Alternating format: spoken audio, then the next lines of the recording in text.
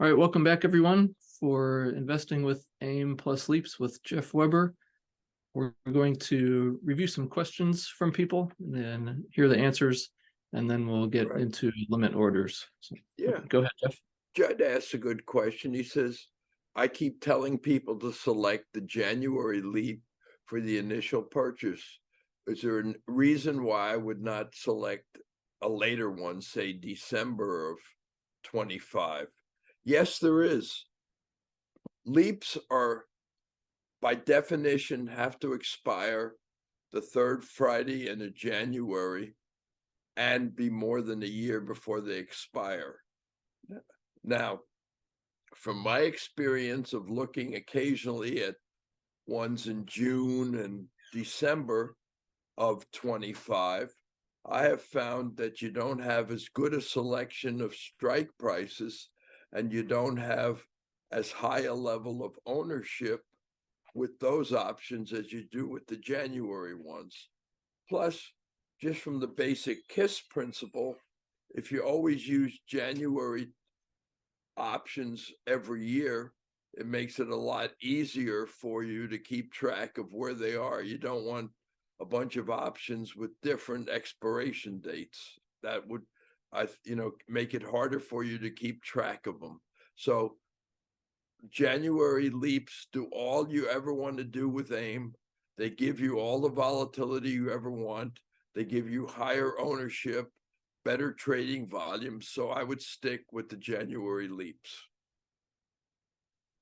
Okay, thanks. How about Claude's question? Can we take care of that? Do you see that? Yeah.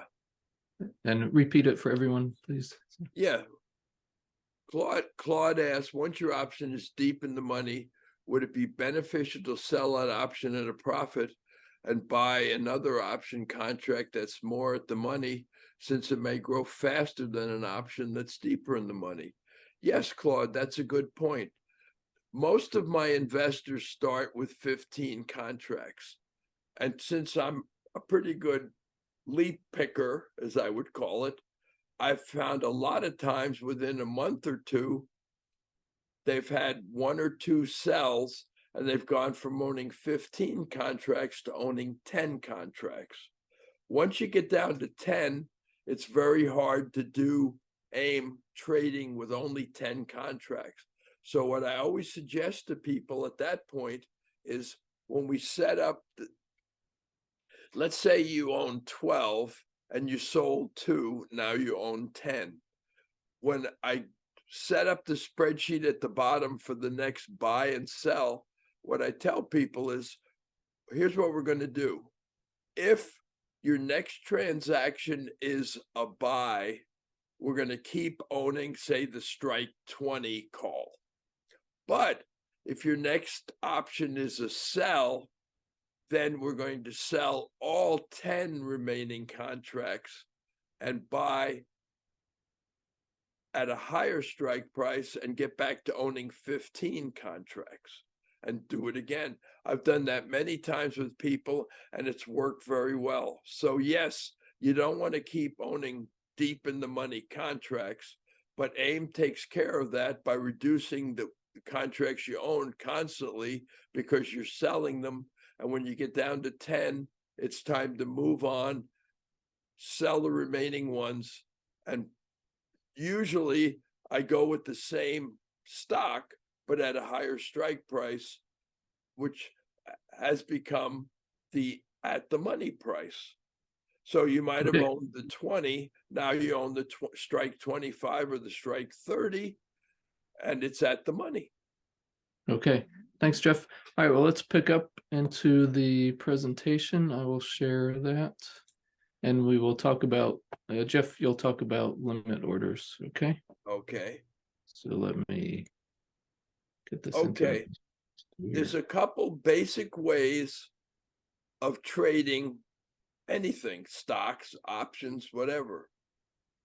We're just going to concentrate on two that we will use with AIM investing, and that is market orders and limit orders. Okay, what is the difference? Okay, a market order means you are buying either a stock or option at whatever the current price is that moment. You don't know exactly what that is a lot of the time until you actually bought it and you see. Now, normally with lean AIM and sometimes with regular AIM, I will tell people to start by making a market price buy, because I will have looked at the bid and ask and I don't see any wild fluctuations that, preclude you, that you wouldn't want to use on it. So for example, if the bid is $10 and the ask is $10.20, you could safely make a market order. Now, if the bid is $10 and the ask is $25, I wouldn't do that because you don't know exactly what you're going to pay for it. But with AIM, we want to make sure we get all of our buys and sells. And we don't want to have to worry about missing one. Well, there's a very easy way to do that, and that is by placing limit orders. There's no extra cost for a limit order. All a limit order means is you tell the broker, I want to buy 4 contracts at $10, okay, as a limit order. That means the broker puts it in his computer, and the moment that option hits $10 or even less, you have a buy. That's the beauty of limit orders. If you put in a limit order to buy at $10, you can never pay more than $10, but you could pay less. I've had about 10% of the time, I would say, people get their limit buys at a cheaper price. It might not be much, but every little bit helps. So if you put it in at $10, you might pay $9.90. And the same is true with sells. If you have a sell for $15, you might get the sell at $15.25. So they're very effective, and this way you never miss them. But again, you want to make sure you've told the broker you want to be notified and get emails or texts or something to let you know that you had a buy or sell, because the essence of AIM is to quickly act on any buy or sell the same day it happened and tell me or do it yourself, so you're prepared that evening to put in the next buy and sell and be ready when the stock market opens the next day. They are essential to AIM because you don't ever want to miss a buy or sell, because the only way, again, you can fail between the only way you can fail with AIM is to get lazy, and that means you don't check. And numerous times, I'm sad to say, I've had people that had a nice sell, would have made them $2,000 or $3,000 profit. They don't tell me they had it. I looked it up, and I know they had it. And I have 40 people to look them up for, and they have one person to look them up for, and they don't tell me. And then I send them a text, I phone them, and I still don't hear from them for a day or two. And sometimes they miss out. Now, AIM is so forgiving.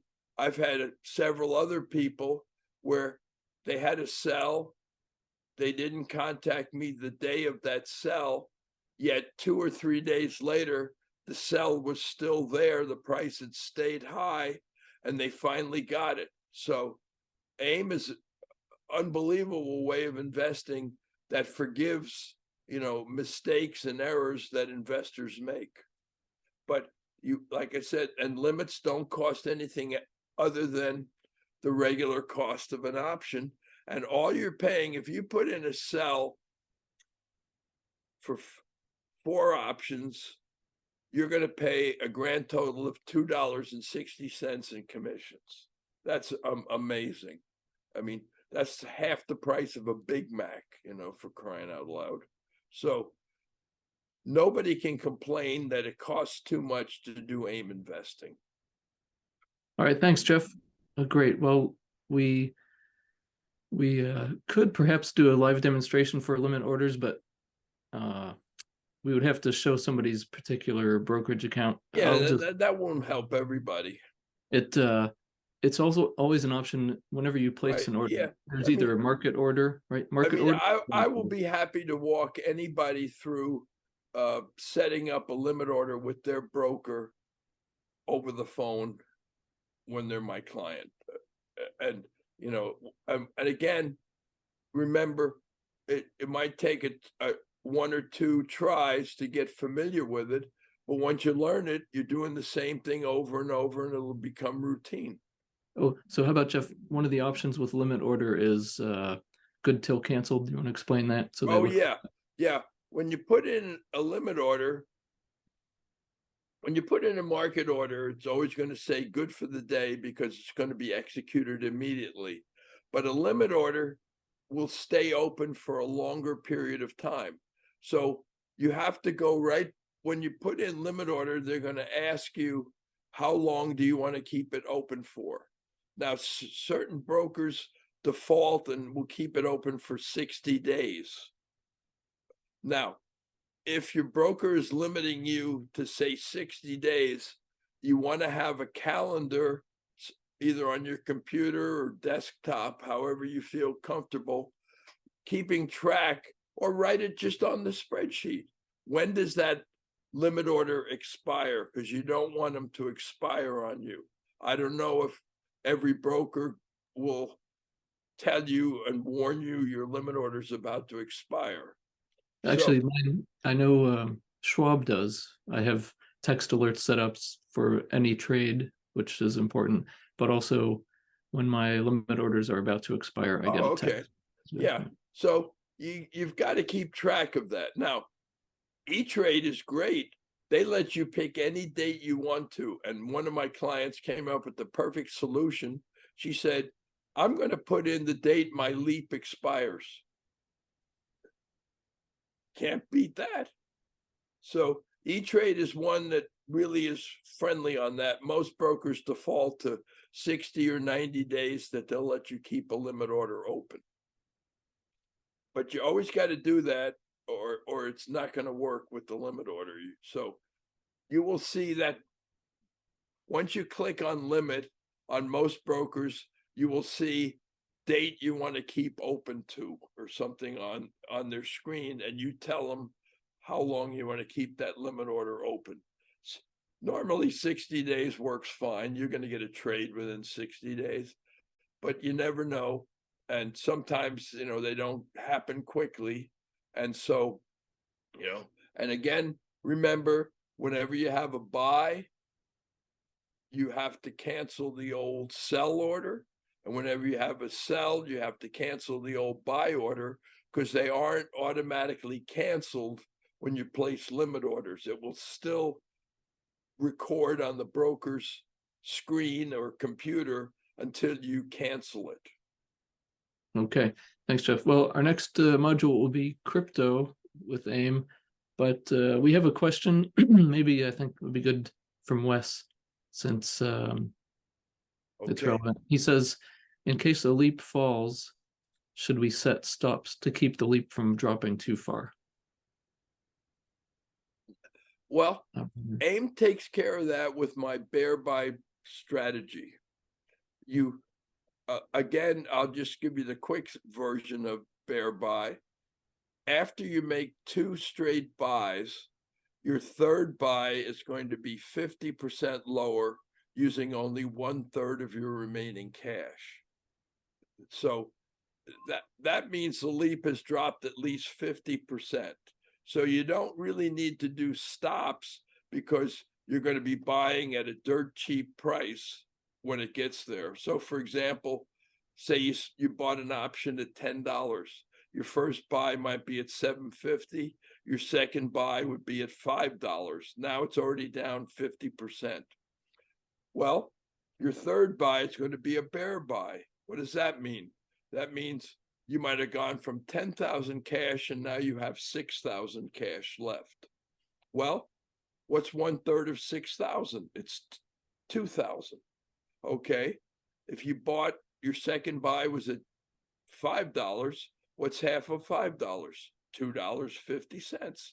So you're going to buy 8 contracts at $2.50 from that 6,000 of remaining cash. So now you still have 4,000 cash remaining. Now you've bought 8 more contracts. Now let's say we want to escalate and go super bear buy. How is that different? It's a little more exotic than bear buy. Well, what's half of 250? Half of 250 is $1.25. Well, we're not going to buy it at $1.25. We're going to buy it $1. So on an option we originally bought at $10, we're buying at $1 now. We still have 4,000 in cash left. So we say, what's 1/3 of 4,000? Roughly 1,333. Well, we can buy 13 contracts at $1. You spend that 1,300, you still have 2,700 of that 10,000 cash left. So the beauty of bear buy and super bear buy is you will never run out of cash or need to add more cash, to always have cash to buy, and they will turn around.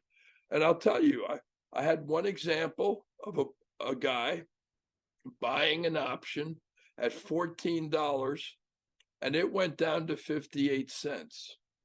Okay, but because we were using the bear buy strategy, he went from owning 15 contracts to owning 158 contracts and still had cash left. It was so bad on that one. I think it was JD, because the Chinese government was messing with the company. So I told him, I said, you honestly don't have enough money to buy, to roll it over to next year's option. I said, let's hope for a miracle, because you own 158 contracts. You pick a ridiculous sell price and we'll see if we can get lucky. So when it was at 58 cents, he picked a sell price of $3.50. You know, I don't know why. Well, within a week, he got his sell because the Chinese government said something nice about JD. That brought him back to even. So even though he had bought originally at $14, he owned enough shares by using bear buy and super bear buy strategy that when he sold at $3.50, he broke even and made a profit of $28,000 on that one trade alone. So AIM is the perfect way to invest. If we made a mistake on a particular leap or something, I've had numerous examples, and I'll give you another good example quickly. I had the girlfriend of one of my investors, he was helping her. She bought Facebook LEAPS. They went from $20 to $2. Okay, 90% drop. I told him to buy 20 more contracts for her. Well, he panicked. He let emotion override logic, and he sold. She had paid $58,000 for those options, and he sold them for $18,000, so she lost $40,000. Well, I save all my old client spreadsheets. I happened to stumble on that by accident about a year later, and I said, I'm curious how her Facebook LEAP did in the last year. Well, I looked it up. Her Facebook LEAP had gone from $2 to $72 in the preceding year. If she had just kept it and bought those 20 and done nothing, her LEAPS would have been worth $382,000. So I tell people, don't panic when your LEAP goes down. Be patient, wait, and it can rally. I've seen that many, many times.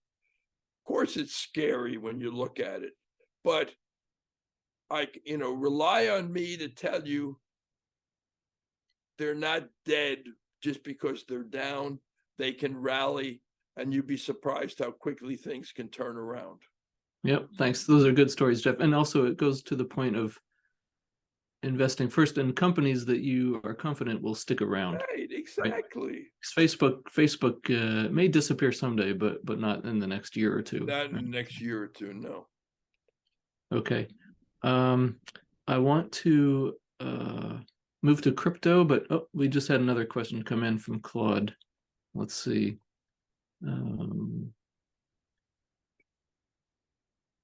Okay, well, this looks like a good question. I had a bunch of leaps, which he still owns on Credit Suisse, which was taken over by UBS, another bank, and then was listed as UBS One. So now it's a new listing with 74 leaps, but now they seem to no longer be traded. So can he convert these, or what should he do? Claude, you're going to need to call your broker on that one.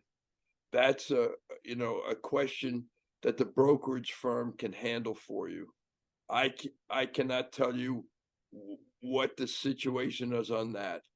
I think I had also. I would try and tell my broker I want to sell these, even if I have a loss, and get whatever money I can out of them. That was one. That was a risky one to begin with Credit Suisse. They were having lots of problems, and I forget if Claude bought puts or calls on them, but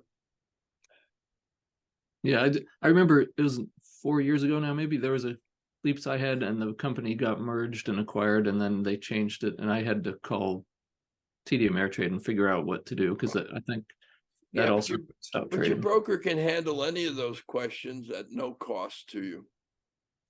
Okay, well, let's go to crypto now. Okay, Jeff, I'll Okay. share screen. You want me to try and pull up my crypto slide? Nope, I'll get it. Here Okay. it comes. And then we'll move on. Okay. Everyone see that? You see it? Again, for all of you people who like crypto, again, any investment that's volatile like crypto, you want to have a trading scheme of when to buy and when to sell. Crypto is not a good long-term hold type of investment. So you can set up, I have created a crypto AIM spreadsheet, as you can see here, and it will, I'm sure at the bottom when I originally did it, I had to buy or sell them, but you would do the same basic trick with crypto you do with leaps. You would say, what's 25% lower than 4.6,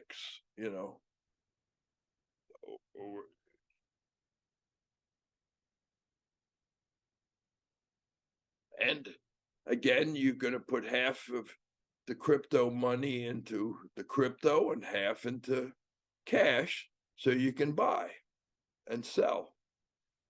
I personally don't know enough about crypto to recommend it to anybody, but if you feel comfortable trading it, AIM is a very good way to trade it because you don't want to just buy and hold it. I have another spreadsheet somewhere where somebody was doing AIM with crypto and he made a lot of money. He went from about 1,000 to about 9,000 doing it. So just a brief blip on this because I want you to concentrate on leaps, on quality stocks, and not, spend a lot of money on crypto. It might be fun to fool around with 1,000 or 2 with crypto, but I wouldn't put my life savings into crypto. I just don't trust it.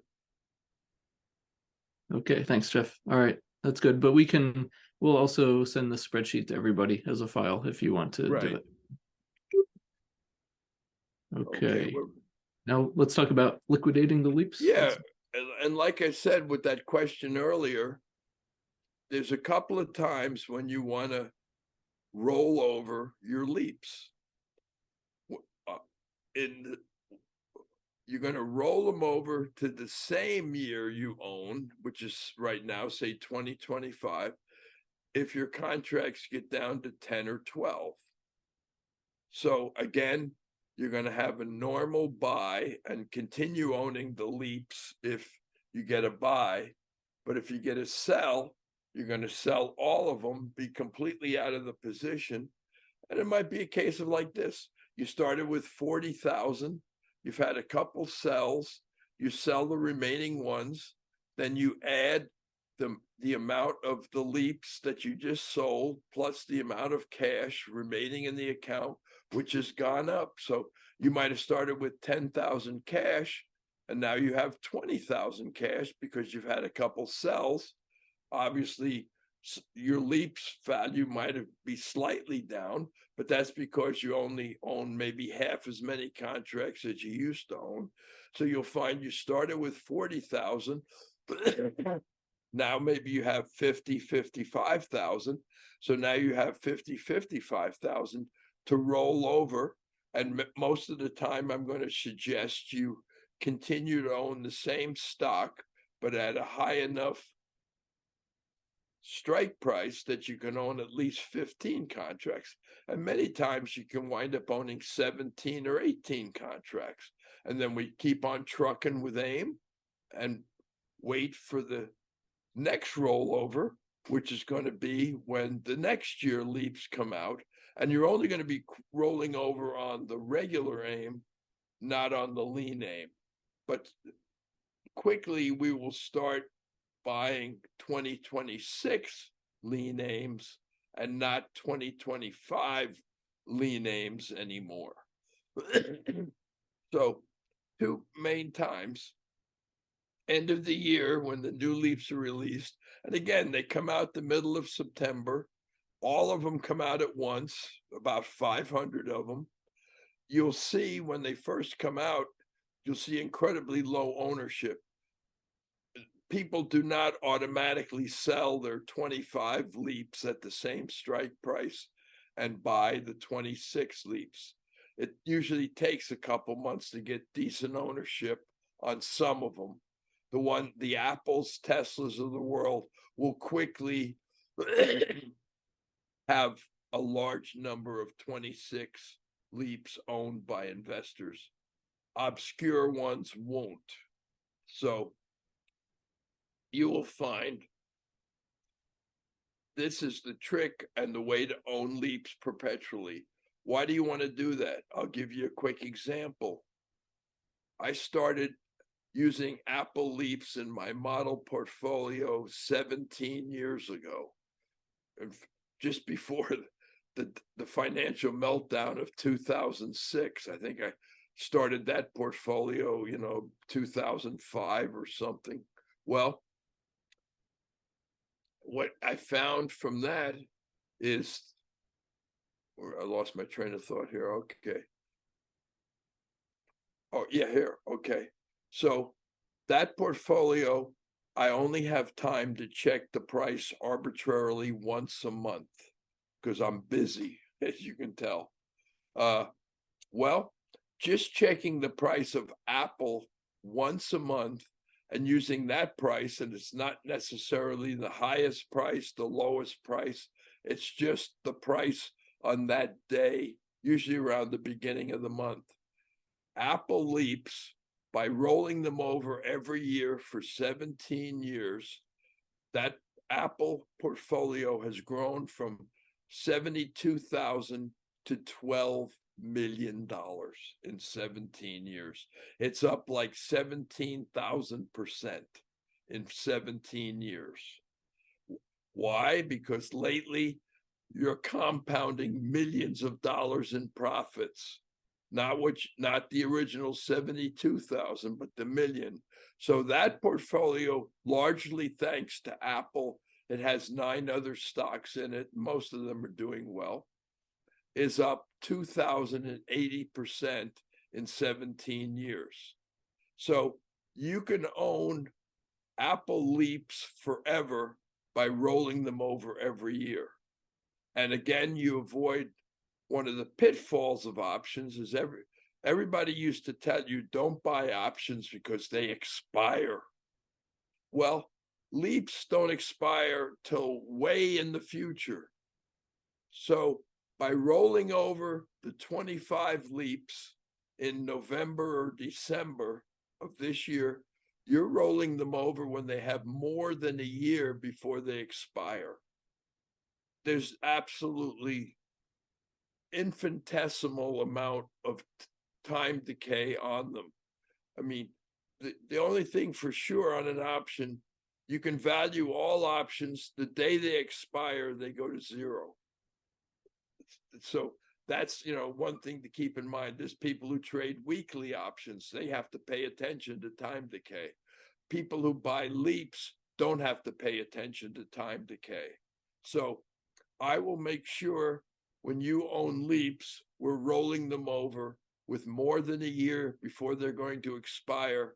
So you never have to worry about time decay affecting the price of your leaps. So the 2 times to roll over is when you get down to 10 leaps, time to buy at a higher strike price for the same year, the 25s. And then the time come November, December, if you have regular AIM portfolios, is to roll over to either a higher or lower strike price, depending on what your option is done. And we'll get back to at least 15 contracts. Plus, the other nice thing about rolling over every year, you adjust your cash and leaps ratio back to 50-50. Now, there's another little subtle adjustment you're going to make, and I've done it before. If your leaps have a substantial drop, for example, and I had that happen one point, what you do is this: if you get to the point where you've made a lot of sells on a leap and you find you have 20,000 worth of leaps, but 40,000 worth of cash, you're way out of alignment. You want to get back to a 50-50 ratio between leaps and cash. Very simple. I even ignore what the price is at the time, most of the time, for that.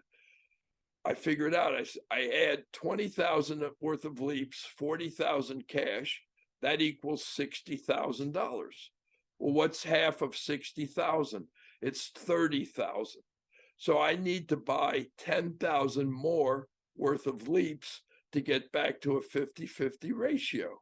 So I take 10,000 cash out of that leap and tell my client, let's buy 5 or 6 more contracts and get back to a 50-50 ratio, because you make your money buying and selling leaps, not having large cash balances.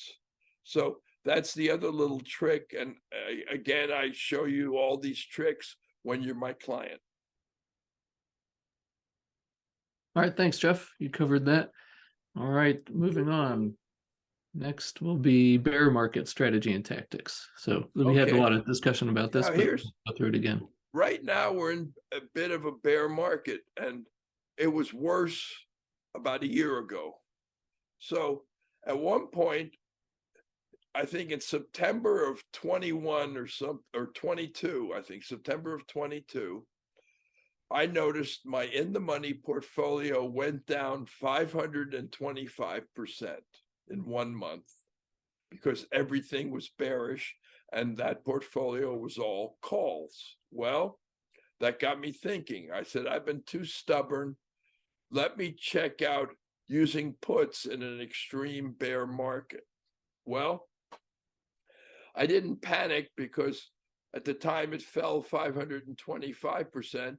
I was still up 2,000%, because before the drop, I was up 2,500%. But I said, and I did the same thing I do every time when I'd be starting a new AIM portfolio.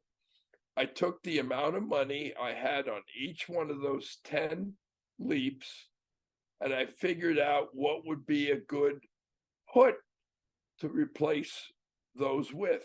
Now, I could try and pull up that spreadsheet here. Let me try and pull that up. Well, I don't want to spend. Okay, here we go. Look at this. Okay, this is amazing. I switched all of these big boys. Meta's the old Facebook, Bank of America, Goldman Sachs, Apple, Visa, Microsoft.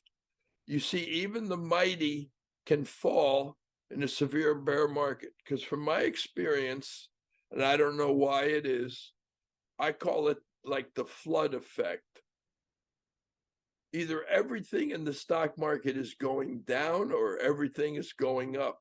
There's not a lot of individuality among, 10% are going up and 90% going down. So I did it with all of them. As you can see, all 10 of these major players had substantial drops between October 21 and October 22.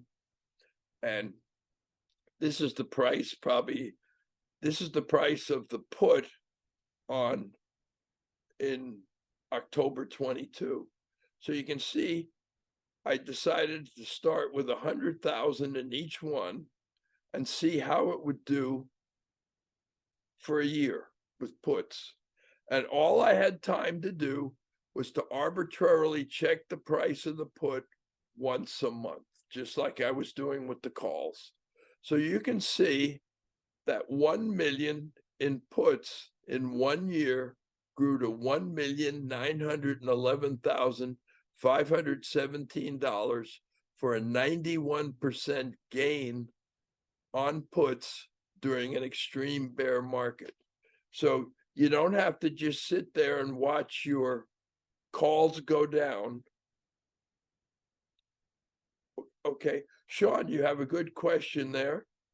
Here's what I've found. Just like with the modern cars or hybrid cars, part electric, part gas, I think your portfolio should be hybrid. And if you own 10 leaps,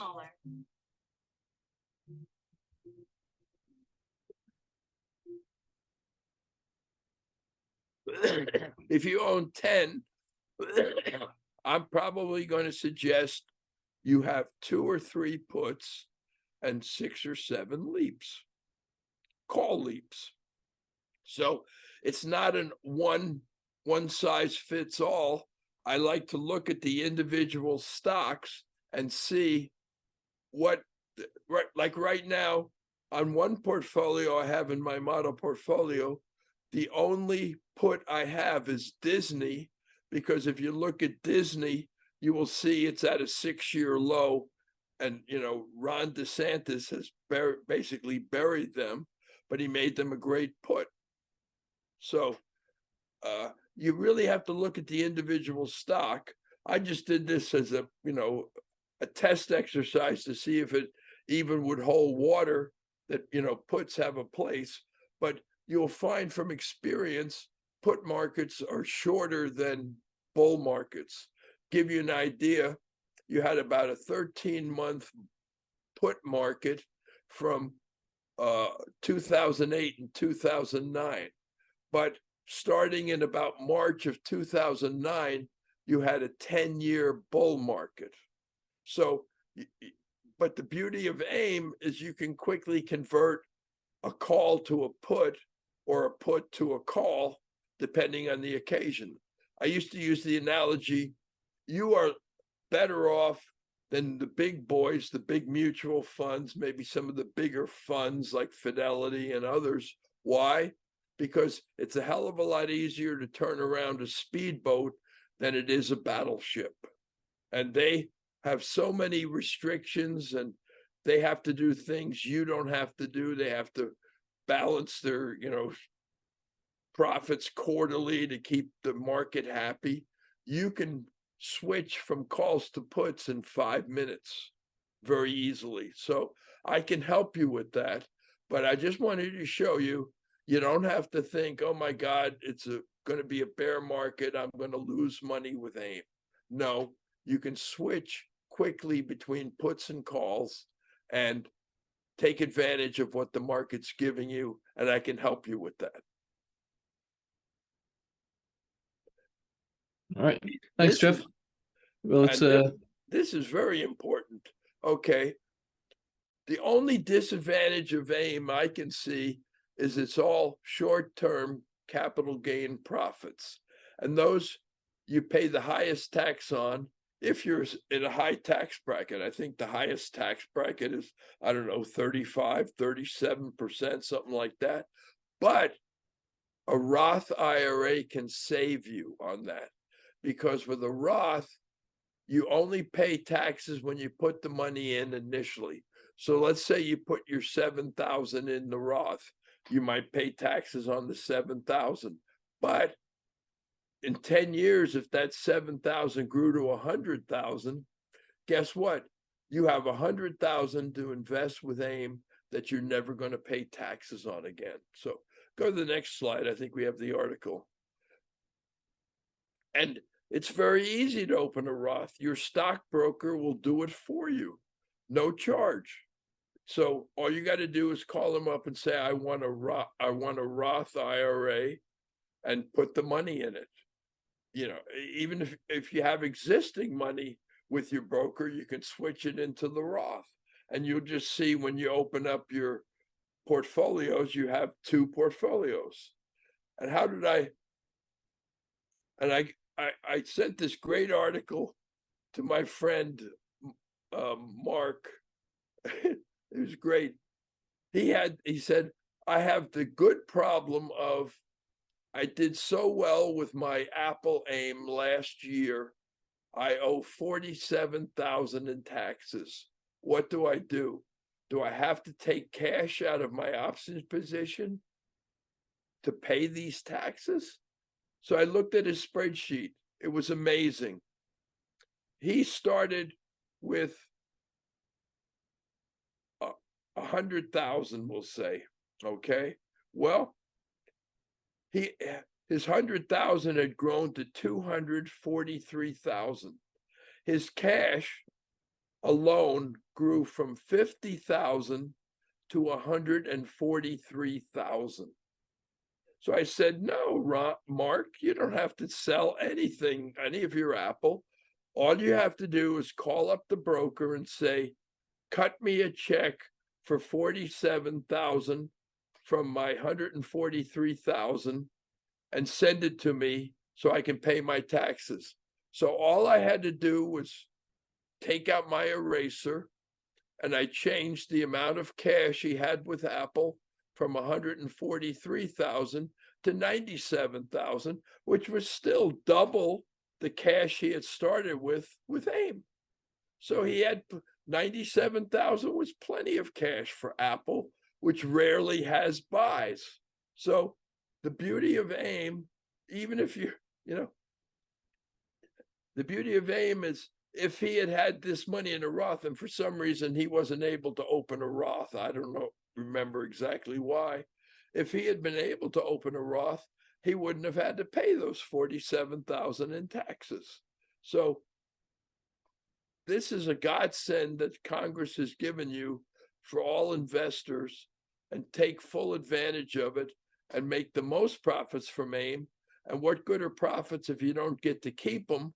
So this way you get your cake and eat it too, or you get your profits and keep them too, by making sure you open a Roth IRA.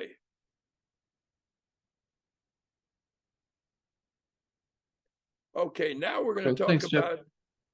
How about we, I think it's a good time for a break now. How about Okay, that? let's take a little break. Okay.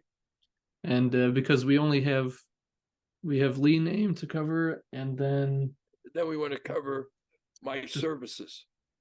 That, right? And then any other questions or Right. Okay. details. So I think there is one question. Let's take one more question now from Rick.